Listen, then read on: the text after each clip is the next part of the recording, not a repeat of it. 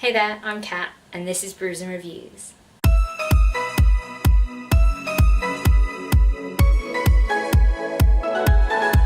So it's that time of the month again. It's time for a wrap up. I think you may have to excuse me a little bit because I'm gonna have to put this mug down because it's huge and it's heavy and it's full of coffee. So I thought I'd have a bit of a Ravenclaw day, but it's really heavy, so I'm going to put it down for most of this wrap-up. So the first book that I read in the month of May was Percy Jackson and the Last Olympian. Finally, I finished my reread of the Percy Jackson series. I know you're getting sick of me rereading it and being like, oh, the love that I have for this series. It's so good. It's such a good series. I remember bits and bobs about this book, but I don't think I remembered quite how much that I loved it. It's so good. I love the conclusion to this series. Obviously, I'm not going to tell you too much about it because it is the last book in the Percy Jackson series and, like, spoilers. But yeah, it's basically the conclusion of the original Percy Jackson series, and I've read this series before. Basically, I'm rereading it so that I can get on to the later series. I just didn't really want to forget what had happened, which I had done because I think it had been probably about 10 years since I read it the first time. So there's a lot of nostalgia and Greek mythology and all the things that I love. So it was really great to return to this and really great to get back. I gave it 5 out of 5 stars, of course, because Percy Jackson and my love will never end. Okay, giant mug. You must go down because The second book I read this month also finished off another series for me, and that was The Wish Song of Shannara by Terry Brooks. Now, I've previously given my thoughts on the first 2 Shannara books, and that I wasn't a big fan, and I really wasn't a fan of this book either. It wasn't like the first book in the series where it was just a complete carbon copy of Lord of the Rings and just more boring. And the second book had elements that I really liked. It had the elves and a different sort of journey, but this third book I just found really dull. This book basically follows another of the Olympian family because we have no other people that live in this world apparently that are capable of being main characters. So we have the 2 children of Will Olmsford, who was the protagonist of the Elfstones of Shannara, which is the second book in the series. And, well, I've got some things to say about them. We've got Bryn Olmsford and her younger brother, Jer Olmsford. And then some other people who are like descendants of other main characters from previous books. Because again, only these families are allowed to have influence on the plot that happens, in Shannara. Nobody else can influence anything. It's just not right. And it started off this book really, Bryn and her storyline sounds kind of interesting. I can get along with that, even if we have got the return of Alanon, because he's never allowed to die. Alanon, why? Just please, you're done. Your story's done. Pass away. And then her little brother Jer goes off on a different storyline, and at first he's the most annoying little shit. He's so annoying. And you're listening to his chapters and I don't care what happens to you, you whiny little bitch. And then it switches and Bryn becomes the whiny little bitch. I say that, right? She's clearly suffering from some sort of depression and, her companions go a bit, woo! But that is beside the point. Her storyline goes completely mental. Jer's becomes more interesting, but still, it turns into Lord of the Rings again. A little bit. I know that's fantasy, like a quest on a fantasy book. They go off to seek something and to do something, but it goes a little bit like there's a siege and there's a set of companions that are a little bit fellowshipy, and I feel like all the progress that was made in the Elfstones of Shannara was completely backtracked upon in the Wish Song. And while there were cool elements like Bryn and Jer's powers that they'd received from Will's use of the Elfstones in the previous book, I thought that was interesting. I just think the overarching plotline could have been way better, and I didn't enjoy it. I think it could have been so much better, and it wasn't. So But at least now I've read the original Shannara trilogy, which is what I'd set out to do at the beginning of the year, so that is finally done. Then I started reading another book that is in a series that I'm trying to reread this year and finish off because I just think I need to. And that is the first Chronicles of Druss the Legend by David Gemmell. This is one of the Draenei saga, and it's basically the origin story of Druss the Legend from, you know, if you've been here for any period of time, you will know that he is my all-time favourite character in any book that I've ever read. This is him as a young man, and the story basically follows him as he tries to hunt down the people who have kidnapped his wife and are trying to sell her into slavery. Druss does not give up. He does not give in. He is a badass warrior, and there are things to do with magic in this book, and there are things to do with what is right and what is wrong, and my heart gets broken every single time I read this book. I didn't remember just quite how much it affected me, because there's this thing that happens near the end that just makes me so sad, and I have a lot of feelings towards the distance put between two people who love each other and care for each other and that sort of thing, and it just breaks my little heart. So if you are interested in, you know, just an epic fantasy quest to regain a loved one and just some sadness, because there's a lot of sadness in this book, but there's also amazing battles and some really cool characters, then you should definitely be up for reading this book, because it's awesome. And any book that has Druss in just is the best book, in my opinion, because I love Druss. He doesn't beat grumpy old man Druss, I must say. He definitely has that sort of, like, teenage, I know everything, I'm Druss. He doesn't know everything, and he does come to realise that he doesn't know everything, but he is still my favourite character ever.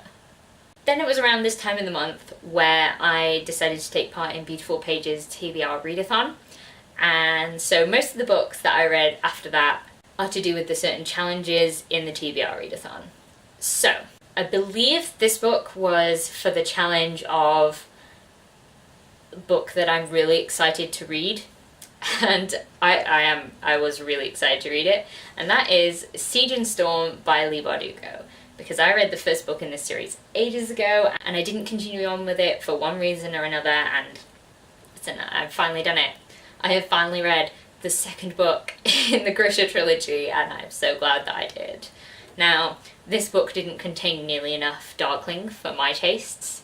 However, at the end, you know, he's still Darkling, isn't he, really? He's still a Darkling. Still the most interesting character in this entire series, and I love him, even though I shouldn't love him because he's a villain and he's a nasty, nasty man, but he's still the most interesting character.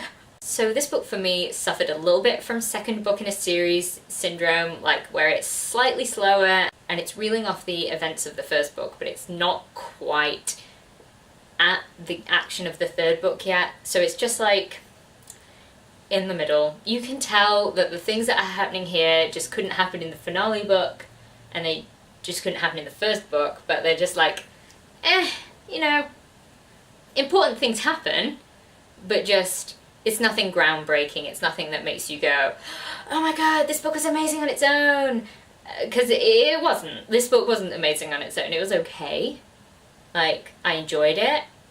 I got a bit annoyed with Mal in this book because he gets a little bit too possessive, and I'm like, calm down, because I'm not for that. But apart from that, you know, I enjoyed it. It was a really good book. I love this world that it's set in, and I love the Grisha. I just think they're so cool, and yeah, I can't wait to get on with the next one. After Jin Storm, I picked up Scythe by Neil Shusterman. Now, I've been wanting to read this book for a while, and I downloaded it as an audiobook a while ago. Just haven't read it yet. Like, I'm not sure quite why. But anyway, I downloaded it, I listened to it, it was great. I enjoyed that book so much. It's one of those ones that really makes you think about the morality of everything that you are doing. Scythe is a book about a world that has evolved so much that people can't really die naturally. You get hit by a bus, you can sort of be remade and you're fine. You wake up in hospital like 3 days later. You don't really die of natural causes because everything's been eradicated. Medicine has moved on so far that you can't. So how has our society evolved to combat this and combat overpopulation? Well, there are these people called Scythes who select people to glean, which is basically kill. And the whole society thinks it's fine. I mean, nobody wants to be gleaned, but they understand the necessity of gleaning, and it just messes with your mind a little bit, because you're like, I understand it, but also how horrible would that be? Like, you've got these people wandering around that could just suddenly go, I'm gonna glean you today. It's crazy. But I really, really enjoyed how much it made me think, and the discussion about morality and how right or wrong it is to do certain things if you are in that position. It was very, very clever, and I really can't wait to read the sequel in this series. I need to read more of Neil Shusterman's writing just because it was brilliant. While I was reading Scythe, I also picked up The Spooks Apprentice by Joseph Delaney. Now, I've talked about this book before. It is about a boy called Tom Ward, who is the seventh son of a seventh son, and he basically gets apprenticed to the local spook. So the spooks are basically feared by everyone because they deal with everything that goes bump in the night. So that is witches, boggarts, ghosts, ghasts, crazy things like that that would frighten the crap out of any normal person. Now, this is a middle grade book, and I read it once I was about 13. I didn't remember quite how, freaky some of the stuff was, and quite how much my wussy self would be like, we should have read that in the daylight. But, if you're after a middle grade, slightly horror-y, slightly fantastical, adventure-y type thing with all those things that go bump in the night, then check this one out, because you will not regret it. And the last book that I read this month was A Torch Against the Night by Sabaa Tahir. I wish that I liked this book. I didn't, though. I was so underwhelmed. It's the second book in the Ember and the Ashes quartet, and I just thought it was really dull. The whole first half of the book didn't really need to go on like that. It could have happened for you could have had it for a couple of chapters and then moved swiftly on, but no. The entire first half of the book, I think it's longer than the first half of the book, to be honest, because I listened to this on an audiobook and I was just bored out of my mind. It was so hard to get back to listen to it because I just didn't have a drive to. In the first book, I didn't really like the character of Leia, which is one of the dual perspectives in this book. I still didn't like her in this one. She is boring, she is whiny, and I could give no fucks. And then Elias is still a perspective in this book, right? I really liked Elias in An Ember in the Ashes. In this one, I could give no fucks again. He becomes really dull. Everything that I loved about him is just completely gone in this book, and I was really bored. And there is introduced a third perspective in this book, and that is Helen, and she has a different position after the events of the first book. She was my favourite character in the first book. I really liked her, and her storyline is the only interesting storyline in the entire second book. Still, my problem lies in that even her character was just very meh.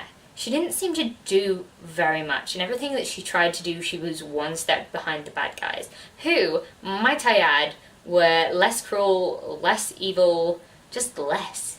They were so cruel and nasty in the first book that they were something to be feared. And in this book it was just like, ah, poor little protagonist, you don't know what you're doing, ah. Nobody really did anything. Nobody was the sort of bad guy that you want to fear. They were just And do you know what bugs me the most about this book? It's that this book contains genocide, right? Now, I feel if a book is going to contain genocide, then I should really give a damn. Because genocide is horrific. Genocide is not something that you just put in a book and you're just like, oh, wow, all the people are being murdered. No. If you're going to put genocide in a book, make me give a damn. Because I want that shit to rip my heart apart and go, holy fuck, what is happening? Particularly as the genocide is happening to one of the main characters, the perspective characters, people. And she's supposed to care, and she's not making me care about it. And I just feel like that's a fundamental flaw in the writing of this book. So, long story short, am I going to read the third book that comes out in early June? Probably not. Because the only character I care about is Helen, and she's not even that great in this book. So, maybe I'll watch some people review... Is it The Reaper? Is that what it's called? Maybe I'll watch some people review it and see if anything interesting is said about it. I just didn't enjoy it myself, and I'm really sorry if you like it, but it just didn't do it for me. So that's it. Those are the books that I read in May. Not as many as I'd like. I think that I had a really busy week. I had a couple of really busy weeks at work, so I didn't really get to listen to anything. But also I read a lot of those, you know, with my eyes, not my ears. Words, they fail me. I didn't enjoy quite a few of the books that I read, so I think if I'd been enjoying them more, maybe I would have got through a few more books. I'm starting off June with a better outlook though, as I have already finished one book. It's June 2nd and I've already finished one book, and I am close to the end of another and 30% through another one. I'm reading way too many books right now. Maybe I should slow down a little bit and focus on one. What are you gonna do? So if you enjoyed this video, please leave a like, comment, subscribe, and I'll see you in the next one. Bye!